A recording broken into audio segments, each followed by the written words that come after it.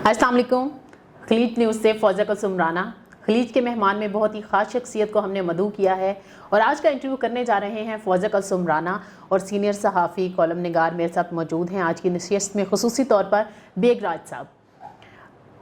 अगर हम बात करें पाकिस्तान में जो सियासी हलचल है, क्या कुछ हो रहा है, क्या कुछ होना चाहिए, इंतखाबात अभी हो जाने हैं या बाद में क्या होना है, कौन गद्दार है कौन नहीं है, पाकिस्तान पीपल्स पार्टी, आम आदमी की पार्टी और आप सबकी पार्टी, रोटी कपड़ा मकान का वादा, भुट्टो की पार्टी, जानते हैं बहुत ही मरकज़ी रहनुमा सीनियर मंजे हुए सियासतदान हमारे स्टूडियोज़ में आज मौजूद हैं, उनको खुश आमदीद कहते हैं। अस्सलाम वालेकुम चौधरी मंजूर साहब। वालेकुम अस्सलाम, मेहरबानी आपकी, बहुत शुक्रिया आपने यहाँ पे बुलाया मुझे। भुट्टो की पार्टी, बीबी की पार्टी, पाकिस्तान पीपल्स पार्टी, अभी अगर बात की जाए आसिफ अली जरदारी, तो क्या समझते हैं वो पीपल्स पार्टी और अब की पीपल्स पार्टी, कोई मुवाजना है, कोई कंपैरिजन है, कोई तब्दीली है? नहीं, देखिए एक सफ़र है, मुख्तलिफ औकात हैं। पाकिस्तान पीपल्स पार्टी, जब जुल्फ़िकार अली भुट्टो शहीद को फांसी दी गई तो कहा गया ये पीपल्स पार्टी ख़त्म हो गई है। फिर उसके बाद मोहतरमा बेनज़ीर भुट्टो, जिसकी उम्र उस वक़्त जब वो मैदान अमल में आई तो 24 साल थी। मुझे याद है 25वीं सालगिरह मोहतरमा बेनज़ीर भुट्टो अपनी सालगिरह पे मिलने गई जब जुल्फ़िकार अली भुट्टो शहीद को जेल में, तो दो बड़े तारीख़ी जुमले कहे थे भुट्टो साहब ने। एक तो उन्होंने कहा कि ये अब कभी इलेक्शन नहीं कराएगा, बाप बेनज़ीर भुट्टो 25 साल की होगी, और दूसरा उन्होंने कहा कि एक मजबूर बाप इन सलाखों के पीछे अपनी प्यारी बेटी को उसकी सालगिरह का क्या तोहफ़ा दे सकता है, मैं तो इन सलाखों से बाहर अपना हाथ भी नहीं निकाल सकता। लेकिन फिर जुल्फ़िकार अली भुट्टो शहीद ने कहा कि बेनज़ीर हाथ आगे करो। जब मोहतरमा बेनज़ीर ने ऐसे हाथ आगे किया तो उन्होंने कहा कि मैं आपको इस मुल्क की गरीब आवाम का हाथ तोहफे में देता हूँ, तुम्हारी सालगिरह का तोहफ़ा देता हूँ, तुम कभी इनको ना छोड़ना। और फिर मोहतरमा बेनज़ीर भुट्टो ज़िंदा रहीं तो लोगों के दरमियान, और शहीद भी हुई तो लोगों के दरमियान हुई। तो वो मुख्तलिफ फेजेस हैं। फिर मोहतरमा बेनज़ीर भुट्टो शहीद हुई तो मोहतरमा बेनज़ीर भुट्टो के वक़्त पे भी मोहतरमा बेनज़ीर भुट्टो सिर्फ पाकिस्तान की लीडर नहीं थी, इस खित्ते की लीडर नहीं थी। आप दुनिया के उस वक़्त के जो बड़े लीडर्स हैं उनमें देखें क्या कौन कौन लोग थे और बेनज़ीर भुट्टो का रुतबा कितना बड़ा था। आसिफ अली जरदारी साहब का कोई पार्टी चलाने का एक्सपीरियंस नहीं था, लेकिन उन्होंने दोनों चीज़ें बचाई, पार्टी भी बचाई और मुल्क भी बचाया। मुल्क की हालत क्या थी, मोहतरमा बेनज़ीर भुट्टो जिस दिन शहीद हुई हैं पिंडी के अंदर, तो क्या कह रही थी कि ये मेरा मुल्क ख़तरे में है, इसको मैं बचाऊंगी, आप बचाएंगे। पाकिस्तान के बहुत सारे इलाकों से झंडा उतर चुका है पाकिस्तान का, सवाल से ये चाहते हैं झंडा उतर जाए। और मौलाना फजल रहमान ने, आपको याद होगा क्या बयान दिया था कि अब तालिबान और इस्लामाबाद के दरमियान सिर्फ मारगला की पहाड़ियाँ रह गई, और यहाँ से धकेलते हुए फूड इनसिक्योरिटी थी। आपको याद होगा 2008 के अंदर आटे की तकसीम पे 2007 के अंदर लाहौर में 3 लोग मारे गए थे। वापस फूड सिक्योरिटी का मुल्क बनाया, गंदम एक्सपोर्ट करने के काबिल हो गए हम। फ्रेंड्स ऑफ पाकिस्तान के ज़रिए जो सफारती तन्हाई थी उसको दूर किया, 18वीं तरमीम की, NFC अवार्ड किया, मज़दूरों की तनख्वाहों में इजाफा किया, मुलाजमीन की तनख्वाहों में 135% इजाफा किया, पेंशन्स के अंदर 100% इजाफा किया, एग्रीकल्चर सेक्टर को वापस उठाया, एक्सपोर्ट्स को $19 अरब से उठाकर $26 अरब पे लेकर गए।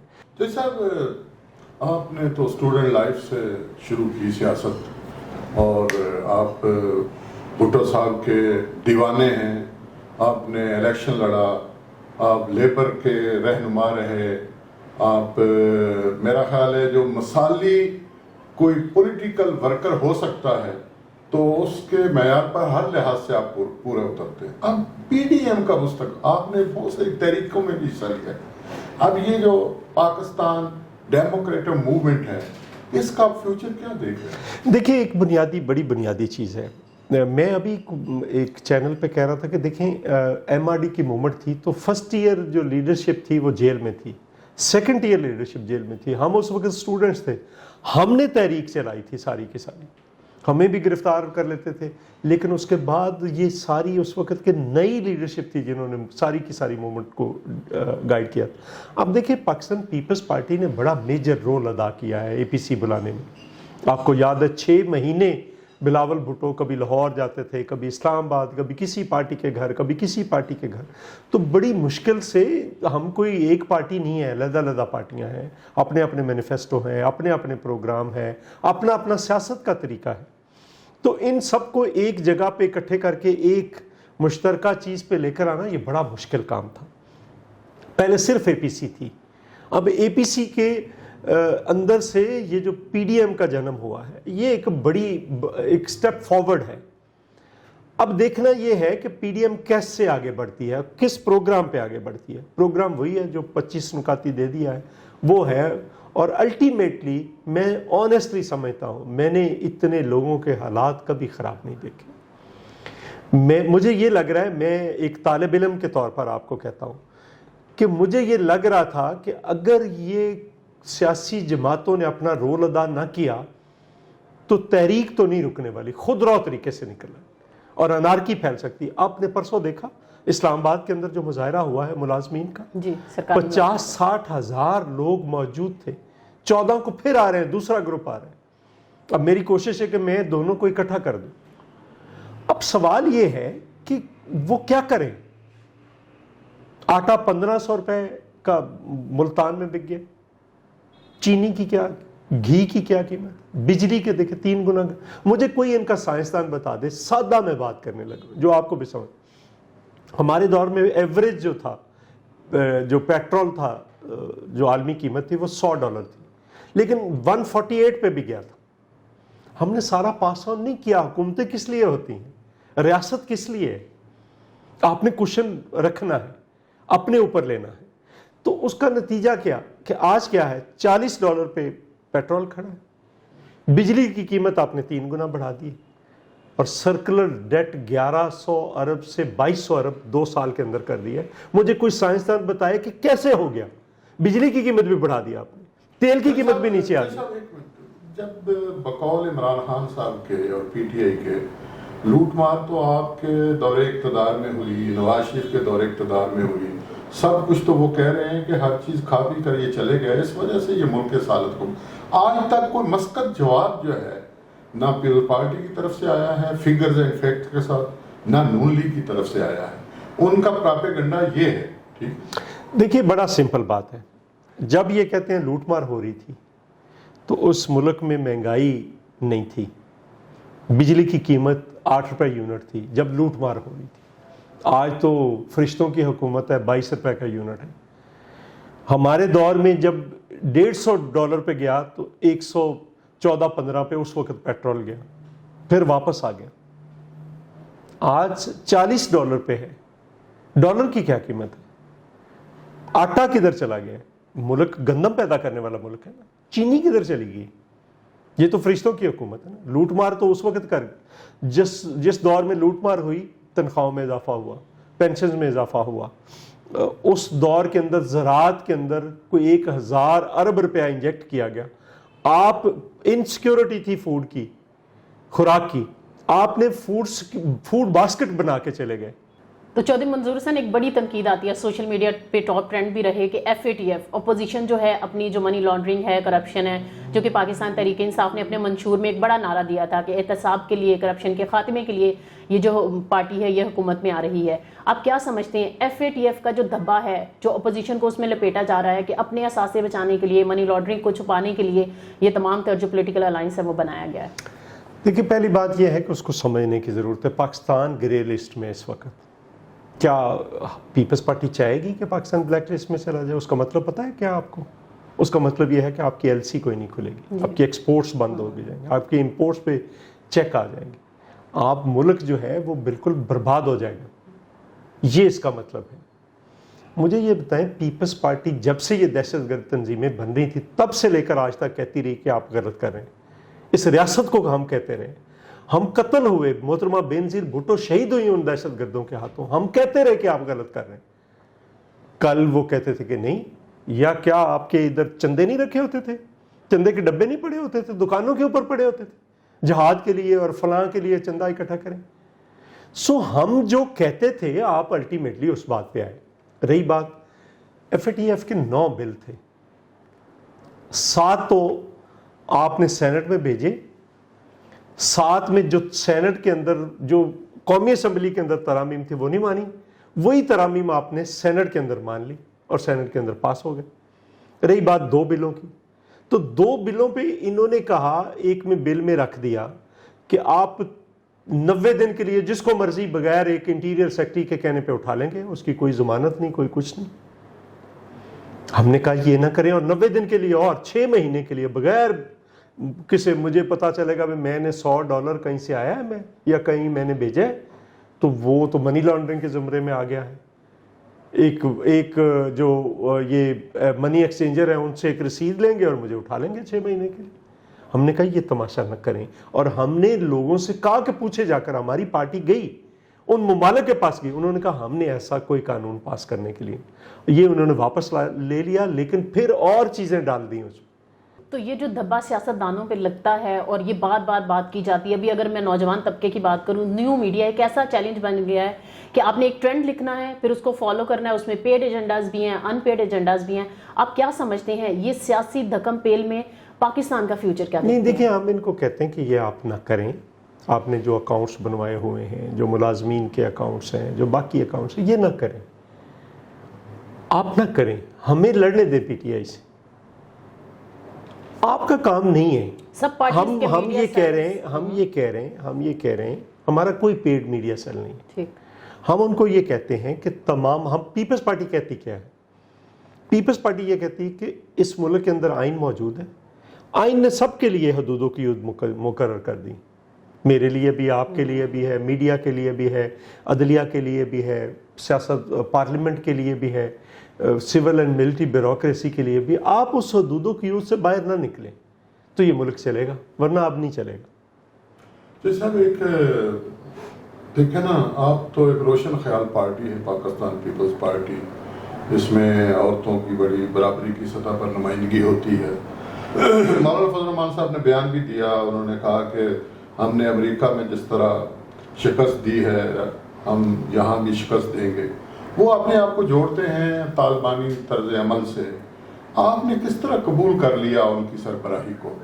نہیں, سربراہی کا ایشو نہیں ہے, یہ یونینیمس چیزیں ہیں جو ہو رہی ہیں, تو اس کو روٹیشن کی بنیاد پر, جیسے MRD تھی, جیسے ARD کی, تو اس میں بھی روٹیشن ہوتی تھی, ہوئے گی, وہ کوئی ایشو نہیں ہے.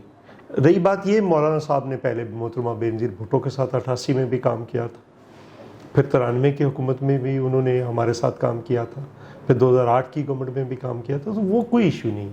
مولانا صاحب بالکل وہ ایک ایسی صورتحال میں ہیں کہ وہ اس وقت لیڈ کر سکتے ہیں, کوئی ایشو نہیں, آج وہ کر رہے ہیں. ہاں بالکل. اچھا یہ بتائیے گا, بڑی ڈرائنگ روم پالیٹکس بڑی بات ہوتی ہے کہ عمران خان کو چانس دیا ہے, شاید مہنگائی بہت زیادہ ہے, توقعات پوری اس طرح سے نہیں ہو پا رہی, تو کیا آئندہ انتخابات میں آپ سمجھتے ہیں کہ بلاول کو تیار کیا جا رہا ہے, کیا قیادت کرتے نظر آتے ہیں؟ کیا بلاول دیکھیں نا, میں آپ کو ایک بات بتاؤں, بلاول بھٹو نے کب سے پالیٹکس شروع کی ہے؟ جب وہ اپنی ماں کی انگلی پکڑ کر جیل کے دروازے پہ گھنٹوں اپنے باپ سے ملنے کے لیے انتظار کرتا تھا. اس بچے کے ذہن میں اس وقت بھی 100 سوالات آتے ہوں گے. محترمہ بینظیر بھٹو سابق پرائم منسٹر تھے, ان کو 2-2 گھنٹے باہر کھڑا رکھا جاتا تھا, تو وہ جھیلا ہے سب کچھ. تو اس نے جو پرورش پائی ہے وہ اپنی ماں کے پاس زیادہ, باپ تو جیل میں رہا, تو وہ اپنی ماں کی پرورش میں بڑا ہوا ہے. اس کی ماں اس کو کتابیں لے کر دیتی تھی کہ یہ پڑھو, اس کی ماں اس سے گفتگو کرتی تھی ڈفرینٹ ایشوز پہ, تو اس کا جو براٹ اپ ہے وہ محترمہ بینظیر بھٹو کا براٹ اپ, تو اس کو کس نے کیا پالیٹکس سکھانی ہے؟ جیسا پنجاب میں بہت بری حالت ہے آپ کی پارٹی کی, اب قائرہ صاحب ہیں, آپ ہیں, کوئی نئی ٹیم ڈیولپ کر رہے ہیں, کیا اسٹریٹجی اپنا؟ نہیں دیکھیں, میں آپ کو ایک بات بتاؤں, کیا پیپلز پارٹی کا زندہ بچ جانا کسی معجزے سے کم ہے؟ کب سے مارنا شروع کیا ہمیں اور کہاں پہ لے گئے؟ اس الیکشن میں کیا کیا ہے؟ ہم جتنے لوگ تیار کرتے ہیں اٹھا کے ہماری پارٹی کو توڑ کے لے جاتے ہیں. کیا کسی سب کو نہیں پتا کون کس کو؟ ہمیں نہیں کہا گیا, ہمیں تو ایک چیز کا پتا, ہمیں نہیں کہا گیا کہ پی ٹی آئی میں آ جائیں, آپ جیت جائیں گے, آپ کو وزیر بنا دیا جائے گا.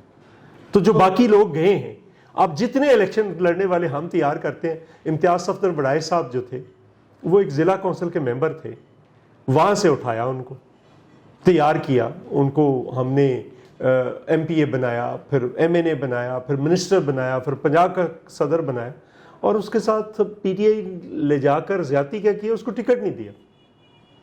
تو پیپلز پارٹی نے لوگوں کو تیار کیا ہے, پیپلز پارٹی کا ایک گنجائش بننی تھی, اب بن گئی. پیپلز پارٹی چونکہ جب تک یہ ایکسپوز نہیں ہونا تھا عمران خان، پیپلز پارٹی نے کیوں کہا تھا کہ حکومت اس کو بنانے دو؟ کیونکہ وہ جو غلط فہمیاں تھیں لوگوں کے درمیان کہ یہ آئے گا تو کرپشن کا خاتمہ ہو جائے گا، یہ آئے گا تو مہنگائی کا خاتمہ ہو جائے گا، یہ آئے گا تو $200 ارب باہر سے آ جائیں گے، یہ آئے گا تو 8,000 ارب یہاں پہ ہو جائے گا، یہ آئے گا تو خودکشی کر لے گا، قرضہ نہیں لے گا۔ چلو یہ آخری شرط ہی پورا، آخری اپنا وعدہ ہی پورا کر لیں۔ یہ تو وہ باتیں ہیں جو آپ نہیں باتیں نہیں ہیں، یہ حقائق ہیں۔ نہیں، مجھے یہ بتائیں کہ آپ کے اب یہ گنجائش بن گئی ہے لوگ ہماری، آپ کے واپس آ گئے؟ جی بالکل آ رہے ہیں۔ اب جس سے مرضی جو پیپلز پارٹی سے گیا ہے نا اس سے پوچھیں۔ ایک دوسری بات، مسئلہ ان لوگوں کا الیکشن لڑنے والوں کا نہیں ہے، الیکشن لوگوں کا ہے۔ یہاں پہ کیا جو 50,000 بندہ ہے کیا نعرے لگا رہے ہیں؟ ہمیں وہ تنخواہیں واپس دو جو پیپلز پارٹی نے بڑھائی تھی۔ کسان کیا کہہ رہا ہے کہ وہ ہمیں سہولیات دو جو پیپلز پارٹی دے۔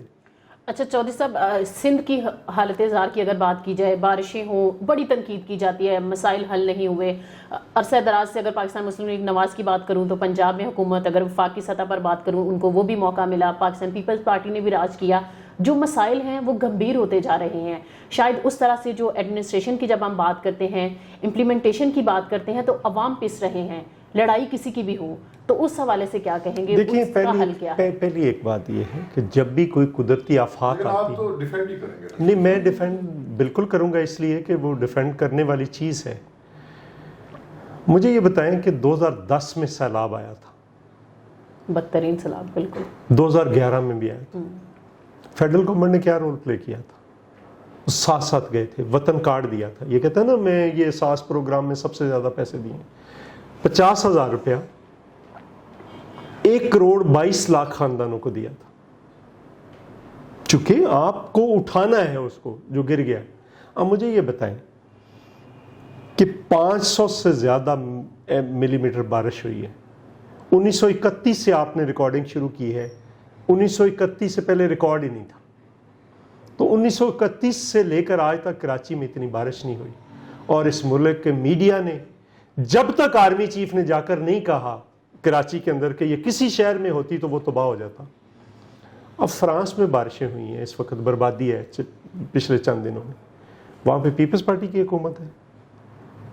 امریکہ کے اندر بارشیں ہوئی ہیں، وہاں پہ شہر ڈوبے ہیں، سٹی فلڈ کی بات کر رہے ہیں، تو وہاں پہ اتنا ترقی یافتہ ہے سب کچھ، تو وہاں پہ کیوں ہو رہا ہے؟ اٹلی میں کیوں ہو رہا ہے؟ تو مس جب مینجمنٹ نہیں مس مینج کا نہیں ہے، آپ کو گلوبل وارمنگ کو دیکھنا ہوگا۔ دنیا کے اندر موسموں کے اندر شدت آ رہی ہے، جب یہ ہوگا کسی بھی جگہ پہ 500 ملی میٹر بارش اوپر سے نیچے گر جائے تو آپ کا کوئی بھی سسٹم نہیں ہے، دنیا جہان کا کوئی سسٹم نہیں ہے اس کو کیٹر کر سکتا۔ دوسری بات یہ ویری بیوٹیفل ایکسکیوز، چلو سر اس کا یہ ایکسکیوز نہیں ہے، نہیں کہ اس کا مطلب یہ ہے نہیں کہ فرانس میں ہوتا ہے تو وہ لگ جاتے ہیں، وہ سارے محکمے جو ہے وہ ایکٹیو ہو جاتے ہیں، وہ بچاتے ہیں لوگوں کو۔ دیکھیں بارش کے رکنے کا پہلے تو انتظار ہوتا ہے، ٹھیک ہے؟ ادھر کیا تھا؟ ادھر آپ کو سی ایم سندھ ایک ایک جگہ پہ نظر آیا، اور یہ جو ٹی وی پہ روز آ کر بدتمیزیاں کرتے تھے وفاقی وزرات ایم کے ایم، کوئی آپ کو نظر آیا؟ یہ کدھر تھے اس وقت؟ انہوں نے ایک ایک جگہ پہ، فیڈرل گورنمنٹ نے ابھی تک کچھ دیا ہے؟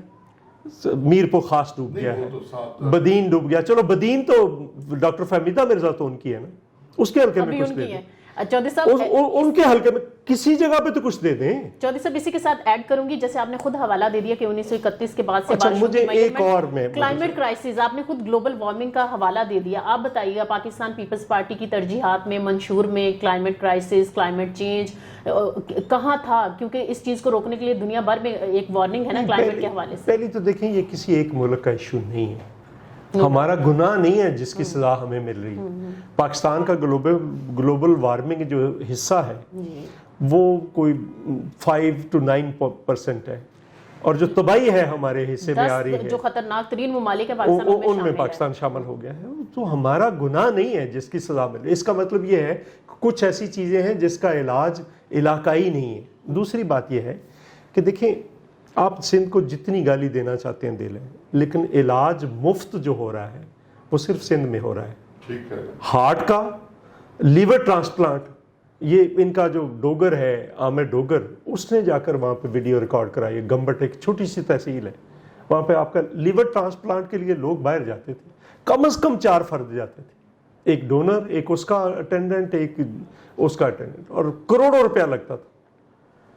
آپ کو دیکھنا پڑے گا کہ ہارٹ کا, میں نے ایک بندہ بھیجا ہے, 2 سال کا ہارٹ کا آپریشن کا ٹائم دیا ہے PIC کے اندر. 2 سال بندہ زندہ رہے گا تو ہوگا. وہاں پہ آپ کو 7 دن کے اندر اندر, پہلے 7 دن تھا, اب 24 آور کے اندر اندر اگر سٹنٹ پڑنا ہے سٹنٹ پڑ جائے گا, جو کچھ ہونا ہو جائے گا. سارا علاج فری ہے, ٹیسٹ فری ہیں سارے کے سارے. لیکن چودھری منظور, آپ لوگ بھی تو بڑے بڑے لوگوں کی بیماریوں کا جو علاج ہے اس پہ زیادہ توجہ دے رہے ہیں, کیونکہ مثلاً کون کتے کے کاٹے کی جو ویکسین ہے اس کی جو دستیابی تھی وہ مشکل ہو گئی, وہ آہو بکا جو ہے وہ میڈیا پر بھی دکھائی گئی. چیزیں جو ہے نا, دیکھیں کتے کی کاٹے کی ویکسین میرے شہر میں بھی نہیں ہے, قصور میں بھی نہیں. وہاں پہ بھی ایک بچہ جو ہے, اس کو 5 سال کا بچہ میرے ساتھ والے گاؤں میں کتوں نے کاٹا ہے, مر گیا ہے. وہ ویکسین نہیں ہے. پرابلم یہ ہے کہ وہ ویکسین انہوں نے امپورٹ کرنی تھی. جتنی ویکسین ہے ساری کی ساری, کوئی صوبائی گورنمنٹ نہیں, یہ ویکسین کا سارا جو ہے یہ ان کے پاس ہے. انہوں نے امپورٹ کرنی ہوتی ہے اور آگے دینی ہوتی ہے, صوبوں کو دینی ہوتی ہے. پیسے جمع تھے, انہوں نے نہیں دی اور اس کو تماشا بنا لیا. ہم ان کو کہتے ہیں کہ آپ کمپیئر یہ کریں کہ کیا وہاں پہ ہارٹ کا علاج ہو رہا ہے KP میں. چلو مجھے بتا دیں, میں ایک اور پریپوزیشن رکھتا ہوں. علاج سندھ میں بہت برا ہے. جہاں پہ برا علاج ہے, بلوچستان سارا وہاں پہ علاج کروانے جاتا ہے, KP سارا وہاں پہ علاج کروانے جاتا ہے, GB سارا وہاں پہ علاج کروانے جاتا ہے, کشمیر وہاں پہ, ساؤتھ پنجاب سارا وہاں پہ تو بہت برا علاج ہو رہا ہے. تو جہاں پہ برا ہو رہا ہو تو وہاں پہ کیوں لوگ جا رہے ہیں؟ چودھری صاحب آپ آتے ہیں, ایک آخری 1-2 باتیں. ایک تو یہ بتائیں کہ کرونا جو ہے اس کی وبا پھیلنے والی ہے بقول حکومت کے, آپ اپنے یہ جلسے جلوس وغیرہ کیسے جاری رکھ سکیں گے؟ دیکھیں میں آپ کو ایک بات بتاؤں, انہوں نے ٹیسٹ بند کر دیے تھے, وبا وہیں کی وہیں ہے. ٹیسٹ شروع ہو گئے, جب ٹیسٹ کریں گے تو لوگ نکلیں گے.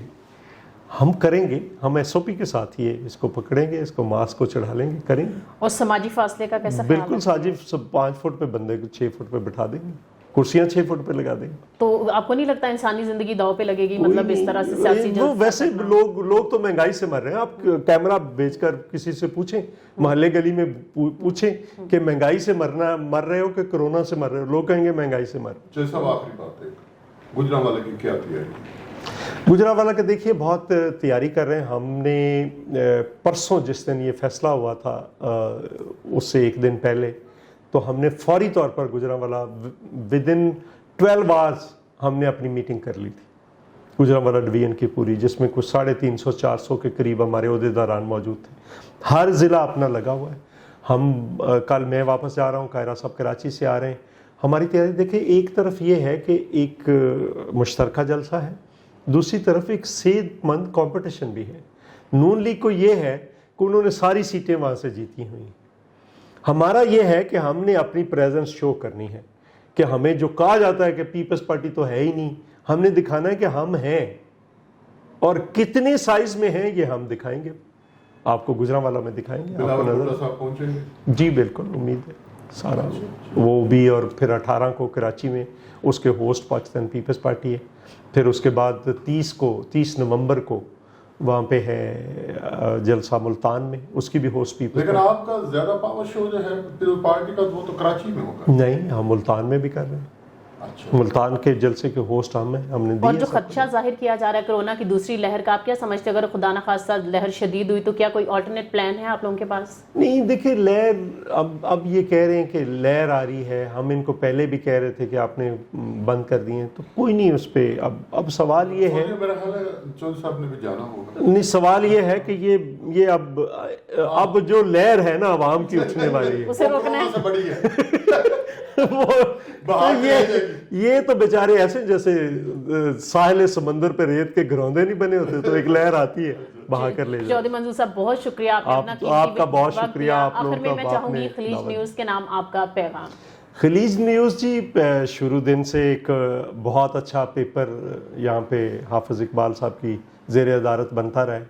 اب میں سمجھتا ہوں کہ یہ جو چینل شروع ہوا ہے یہ بھی آگے مزید لوگوں کو وہ حقائق جو چھپائے جاتے ہیں وہ لوگوں تک پہنچائے گا. بہت شکریہ، بہت شکریہ. بہت شکریہ، آپ نے اپنا قیمتی وقت دیا. آپ ہمارا پروگرام جو ہے خلیج کے مہمان دیکھتے رہیے، بڑے چپتے ہوئے، اور آپ کے جو آپ پوچھنا چاہتے تھے نا، ہم نے وہ سب کچھ پوچھا ہے، تاکہ پاکستان پیپلز پارٹی جو ہے ملکی سیاست میں، ملکی ترقی میں آئندہ کیا کردار ادا کرنے والی ہے اور ماضی میں کیا کچھ ہوتا رہا ہے، تفصیلی انٹرویو رہتا ہے، دوبارہ کریں گے. بالکل، ان کو دوبارہ سے مدعو کریں گے. دیکھتے رہیے خلیج نیوز. اسلام آباد فوزہ کلثوم رانا اور راج بے کو اجازت دیجیے.